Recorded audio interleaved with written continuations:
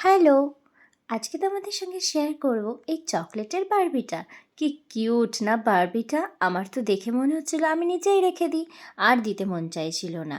এবার চলো শুরু করি কিভাবে এটাকে বানালাম। প্রথমে পুতুলটার সাইডে এরকমভাবে একটা কোণের মতন করে নিয়েছি।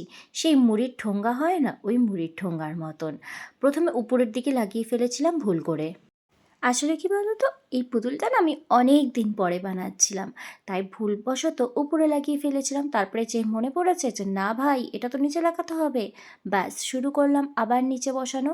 গ্লুগান দিয়ে একটা একটা করে চকলেট বসাতে আমার তো পুরো হালাত খারাপ হয়ে যাচ্ছিল, কারণ একটা একটা করে চকলেট বসানো আমি যতটা 1 মিনিটে দেখালাম, এটা মোটেই 1 মিনিটে হয়নি। প্রায় 1 ঘন্টা 1.5 ঘন্টা সময় লেগেছিল পুরো লুকটা কমপ্লিট করতে। আর এইটা ছিল ফাইনাল লুক। আমি মাঝখানে একটা ফ্লাওয়ার বসে দিয়েছিলাম। কেমন লাগলো অবশ্যই কমেন্টে জানিও। বাই।